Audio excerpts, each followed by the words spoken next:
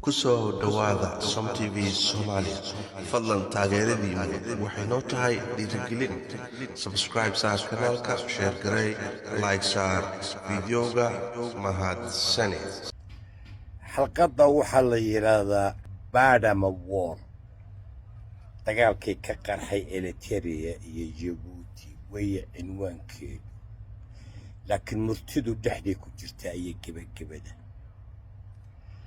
saddex dowladood kolkii la burburay saddex dowladood ayaa Axmed Saleebaan u soo diray qoraal inay martigeliyaan saldanadda Cumaan dowladda Eritrea ta saddexaad waxaan u malaynayaa inay ahayd Kuwait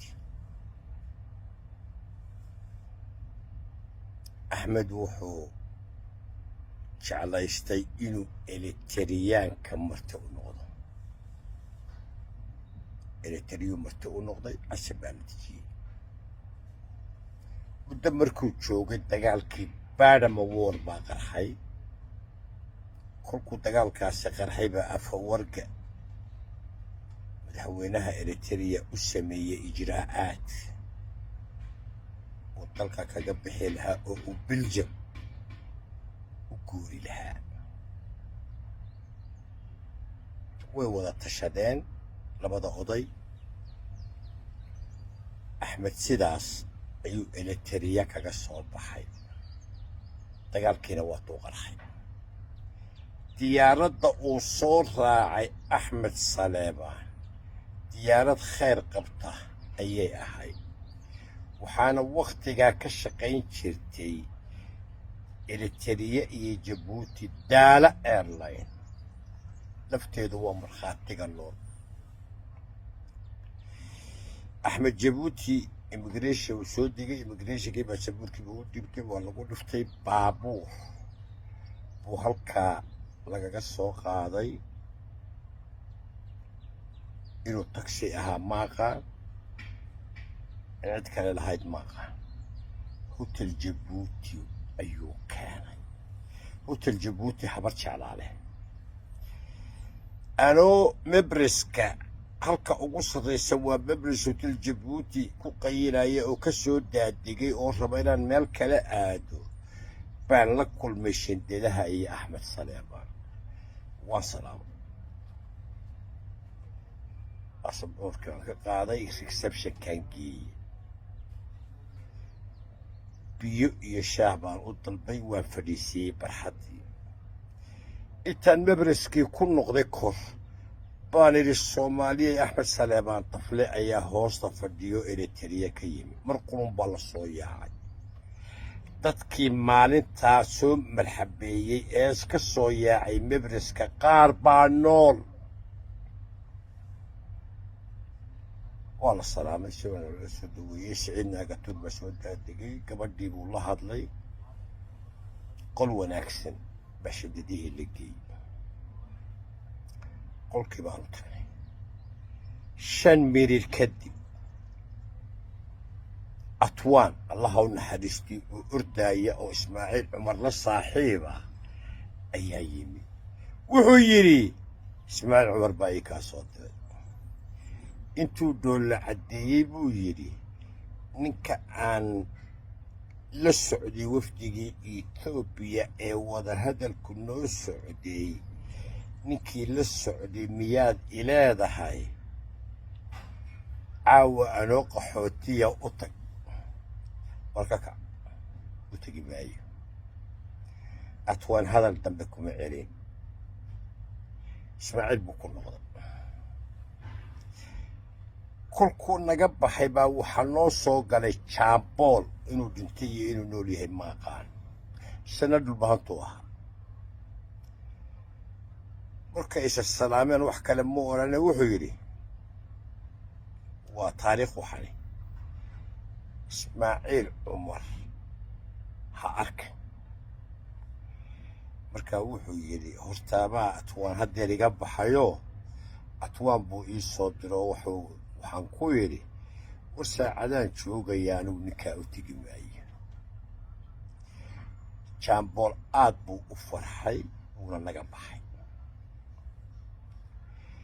nin la yidhaahdo maxamed siciid oo dhulbahanto isna ah oo iigad u shaqeeya oo ritaayar garoobay baa noo yimi. asalaamu calaykum. calaykum assalaam. waa iskarteen. wuxuu yidhi adeer waxaan rabaa halkaa inaan kaa raro oo aan ku geeyo Sheraton. waayahay buu yidhi. shidadihii baan qaaday. gaadhigii igad waa hay-ad diblomaasiya. gaadhigii uu watay baan shidadihii ku guray. Sheraton buu geeyey.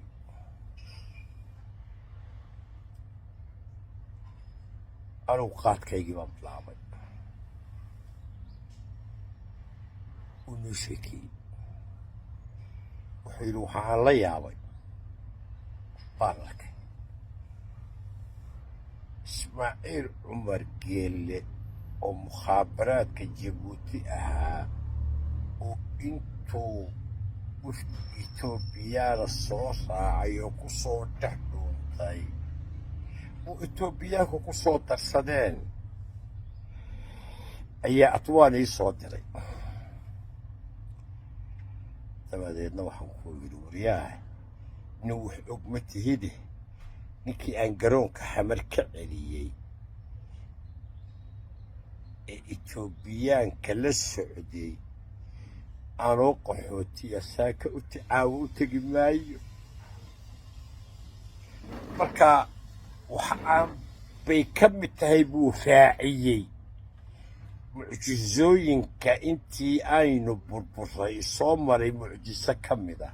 marka wuxuu yidhi Atwaan lama yaabayo, allah u naxariistee, laakiin ismaaciil cumar geelaan la yaabay sida uu ku hindisay isagoo aanu is ognahay inuu ii soo diro Atwaan oo uu ii yeedho, laakiin uma aanan tegin.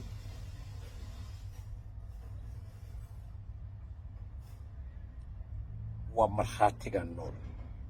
marag baan haystaa. axmed saleebaan baa ka maraga. saldanadda Cumaan buu degan yahay. masqad buu degan yahay. war ninkii doonows warkaygaa soo hubso. been anigu ma sheego.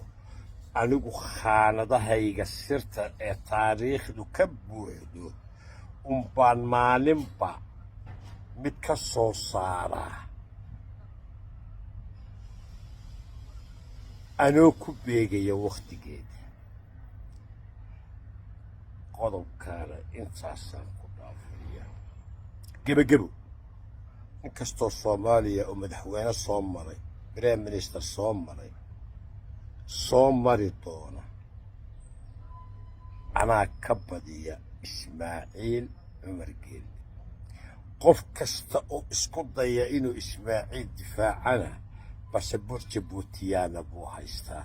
الحقيقة ربنا اتنا في الدنيا حسنة وفي الآخرة حسنة وقنا عذاب النار.